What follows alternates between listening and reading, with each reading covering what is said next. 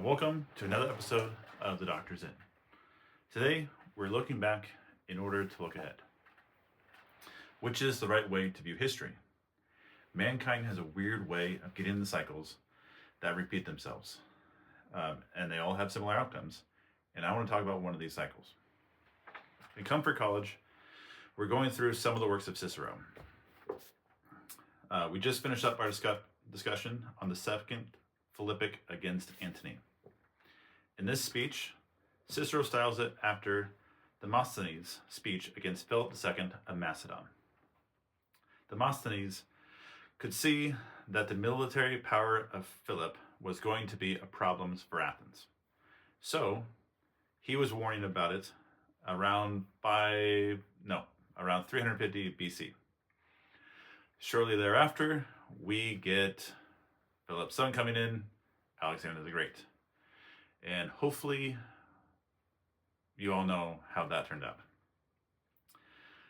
Demosthenes was not at all nice about Philip, just as Cicero is not nice at all here about Antony. Now, if you're a little fuzzy on your Roman Caesar timeline, as most people are, here's some background for you. Now, we recently finished reading The 12 Caesars by Suetonius, which is actually probably my favorite history of the Caesars. Now, Suetonius, I don't think was overly crass in his descriptions here, but there are definitely some R-rated things in here. So, if you're going to read this, read it with eyes wide open. There are some definite problems in here because there are some definite problems with the Caesars.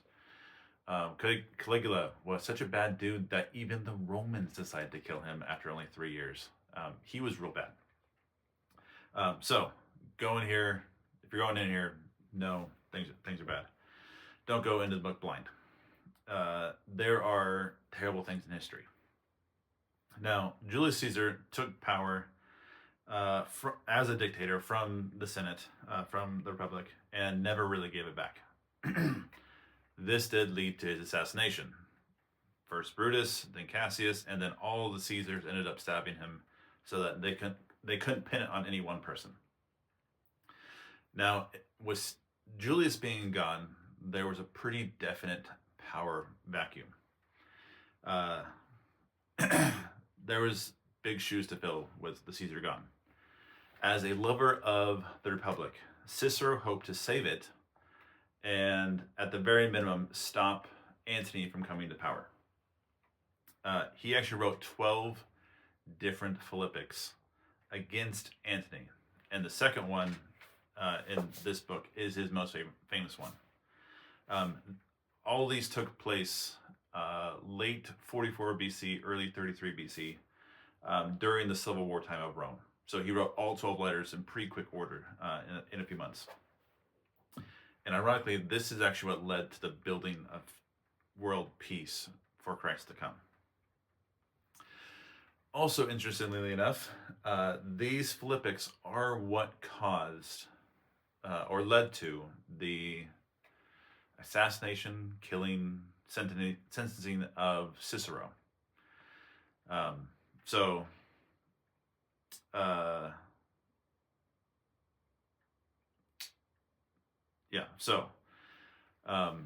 Cicero was basically talking bad about Mark Antony, and Mark Antony didn't really like that, obviously enough.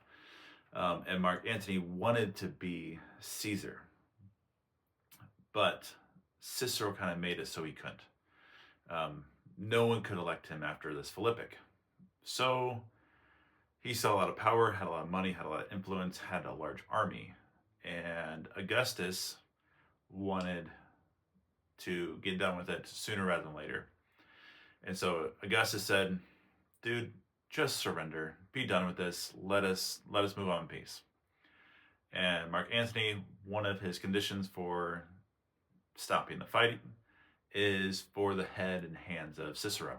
So, long story short, some men caught up with Cicero out while he was traveling the country, and they took off his head and his hands. And shortly thereafter, Antony settled down and allowed Augustus to take power. So today I'm just drinking coffee because the days are long. Students are tiring, even though I love them. And coffee is just delightful. I mean, this is the drink that settled the West, and I'm about as far west as you can go, but might as well keep on drinking it because I am American, although I do like tea. So here's to coffee and the West. Now, what about Antony got Cicero so fired up? What kind of a man would not be suitable to lead a country, according to the great Stoic leader that is Cicero? Now, most people have heard about Mark Antony by way of Shakespeare and his love affair with the Egyptian princess Queen Cleopatra. Now, sadly, there were lots of other things that were terribly wrong with him. First off, Antony actually had a real problem with money, or the fact that it just kept leaving him. It actually started off as a pretty young age. Antony's father gave him a pretty good fortune and business, and Antony managed to squander it completely away to bankruptcy in short order. Antony, being the man that he is, decided to blame it all on his father. So yeah, that's great. Cicero then said of Antony as he was trying to get his money and power back, so quote, "At first, you were just a public prostitute with a fixed price, quite a high one too. But very soon, Curio intervened and took you off the streets, promoting you, one might say, to wifely status, and making a sound, steady, married woman of you." That's on page 122. Now, I don't think Antony was actually sleeping with Curio. Those kinds of things did often happen in Roman court. Rather, I think Curio bought him into power along with Antony's vote. So he was a man that money could buy his allegiance, which to a man of the Republic like Cicero that is a terrible tragedy. Now, he goes on later about Antony's life. Antony, quote, "Were you to totally witless, or is not insanity the appropriate word, to realize this, that in your status of life, to become a purchaser of confiscated property, and of Pompey's property at that, would earn you the curses and loathing of Roman people. And the unbelievable, almost miraculous fact is that you squandered Pompey's substantial fortune not in months, but in days." That's on page 130. So it did seem that no matter how much money that Antony came in contact with, he found a way to fritter away in no time. This is not a man that you want in charge of your country's treasury. Many Caesars were terrible with money. Antony seemed to have a real skill of using and losing it. Now, being bad with money alone might actually disqualify you from being a Caesar. But there's more. Antony was also a complete public drunk. Now, drunkenness was not a thing done in public in Roman times, though everyone seemed to be doing it in private.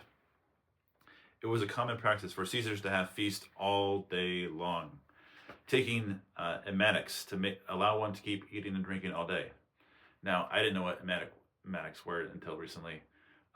They basically make you vomit everything out of your stomach so you can keep eating and drinking. Not dislike the things in Hunger Games in the Capitol. Sadly enough, I know those books too.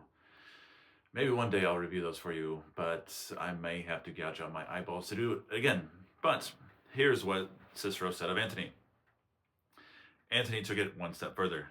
"You drank so much wine at Hippia's wedding, Antony, that on the next day you had to be sick in full view of the people of Rome. It was a disgusting sight. Even to hear what happened is disgusting. You have behaved like that at a private dinner party among those outside drinking cups of yours. everyone would have regarded as disgraceful enough, flooding his own lap and the whole platform with the goblets of wine-reeking food he had vomited up. He admits that this is one of his filthier actions. Let us now return to his grander misdeeds. On page 129. So he was an example of what not to do at a wedding because of his public drunkenness. This is your crazy drunk uncle on steroids. And this is just one example that Cicero gave in his speech of his many drunken bouts. Now, you could possibly say that these are both private characters or characteristics. Cicero also had a real problem with his public character. So, quote, now, in the national sphere, nothing has greater weight than law, while in private affairs the most valid of all things is a will. Antony abolished both, laws with and without notice, wills, although even the humblest citizen have always respected them. Page 149. Antony took everything that he could get away with, whether or not it was legal. He had enough influence and backing to harm any people, and they couldn't do anything about it. If the laws had no sway over a person before he ruled the country, what is going to happen when he actually has all the power? So, Cicero had a real problem with Antony. This is not a man that he wanted to lead his beloved country. He wanted the republic back, but he knew that wasn't going to happen. So he did the best he could, not allowing a dirtbag to ruin the country he loved. Now, that's a short recap of the book, but thinking through history, there's another people that could understand where Cicero was coming from. In this version of the book, there's a note at the beginning of this section by Camille Desmoulins in 1793. I do not speak French. Sorry, any French person who listens to my butchering of that pronunciation. God has given me a speech impediment. I do my best. Laugh at me all you want. Please have fun at my expense. I can't help it. My tongue just doesn't work with any language, even English. I do my best. So there you go. But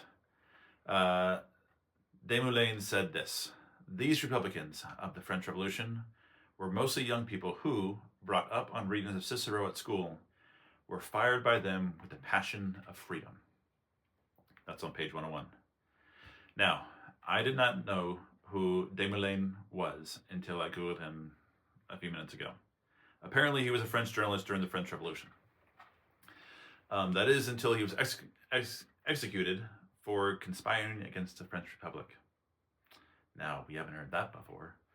But as a young Frenchman, reading Cicero and coming to his description of Antony, I can see similarities between Antony and the French royalty. France was having a lot of trouble and problems at the time, and the people didn't know where to turn. They turned radical, and it didn't work out too well for them. The mob is never a good ruler. Now, looking at our own time, we can actually consider this with Trump, President Trump. And I actually do have many friends who are comparing Trump to the rulers of France. Now, I am definitely not a Trump worshiper. I did vote for him. I think he, personally, is a pretty terrible guy. His private life, not good. His business morals are contained within the bounds of law, and that is the best I can say, which is a pretty terribly low bar. He doesn't look to do the most good with his businesses. He is looking at the most money. He looks out for himself first, 100%. He is prideful and selfish. Now, on the flip side, when voting for presidents, I cannot vote for Clinton, Biden, or Harris because they are for a government protecting the right to kill babies, to murder the most innocent of people. And this is the most deplorable of things. This is the government enforcing and encouraging an immorality beyond all doubt, which I can't stand. The Democratic Party is anti-government, anti-life, and anti-American. And until they change these views, I can never vote for for uh, Democrat, as long as I'm a Christian, and I gladly will say that no Christian can vote Democrat with a clear conscience. You don't have to be Republican, you don't have to be pro-Trump, but you can't be Democrat and be a Christian. Now, Trump, while not a good man, is actually running the government in a very responsible way, weirdly enough. He is seeking to have the budget be balanced, which means that we can't be spending all the money that we currently are because we don't have the money to spend. There has to be cuts in order to get out of debt. People can only be blessed by government out of surplus, not deficit. This seems to be something the left doesn't understand. It would be interesting to see what Trump... Now, some things happened recently between Hegseth and Waltz and so the Secretary of Defense and them using Signal to talk about classified information. I'm actually really curious and interested to see how Trump handles this. Now, Signal is actually a very secure server. It's probably not actually, with how government works, it may actually be more secure than the government channels that are secure. I think Signal is more secure than like iMessage or anything else that people are currently using. So I'm really curious to see how Trump handles things. I'm also really curious to see how Signal comes out in this, because I think they are secure enough to be legally and validly used for this purpose. And I want to see how they hold up as a company to this scrutiny, because I think it's a legitimate thing to be using. So I want to see what happens here. I want to see how Trump holds these men responsible. Were they actually being negligent? Maybe. Let's find out. They at least were negligent enough to put a reporter on the text thread. So, I mean, that was just plain straight up stupid. Like, if you're talking classified information, you can't add a reporter to it unless you're doing it on purpose, which wouldn't actually put past these men either. So, I want to see what happens. Now, what Hegseth and Waltz did is not anywhere close to what happened with Hillary Clinton and her emails. She did vastly more with vastly more private information in vastly worse ways. And nothing happened to her.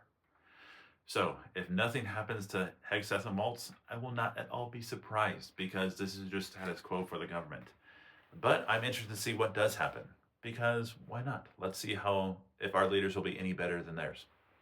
I'm not hopeful, though, because Trump wants to get things done, and he wants to get things done. He doesn't actually care. So, I bring this up, though, to think about, is Trump actually like the royals in France during the French Revolution? Not even close. Is he like Mark Antony at all during the French? Not even close. I mean, does he treat women well? No. Is he an adulterer? Yes. Can he handle money? Yeah. He became a billionaire. Yes, he started off a millionaire, but it's really hard to become a billionaire, and he did that. So, can he handle money? Yes. Can he handle power? Yes. Can he lead our country? Yes. These are all things that Antony couldn't do. Now, could King Louis do that for the French? No. He was terrible. And at the same time, they killed the current Louis, killed off tons of their own people, and then brought back Louis' son and says, don't be like your dad. So the French didn't handle it any better. So is the French Revolution a way to do things? Absolutely not. So should we be like the French and revolt against Trump? No, because we're actually dumber than the French people were during the French Revolution as a country. So do I trust the American people to do better than the French people during the French Revolution? Absolutely not. Do not revolt. We're just going to kill our own people. Too many to do so. It's just bad. Don't do it. Don't even think about doing it. You're only going to hurt more of your own people that you're trying to protect right now, which was what happened to the French Revolution. So, Americans, read history. Please learn from it. Don't be as dumb as the French people who are more educated than you. The French people were definitely more educated than the American populace today. So, and I'm calling them dumb. So, don't be like them. Be wiser than them, even though you're not. Trump has problems, totally. How about we raise up a generation of leaders that actually know better than Trump? That is actually the solution here. Like Harris was terrible. Biden belonged in a home. What we did to President Biden was actually a tragedy. He should have been relaxing in a retirement home his entire presidency. We should not have done that to him.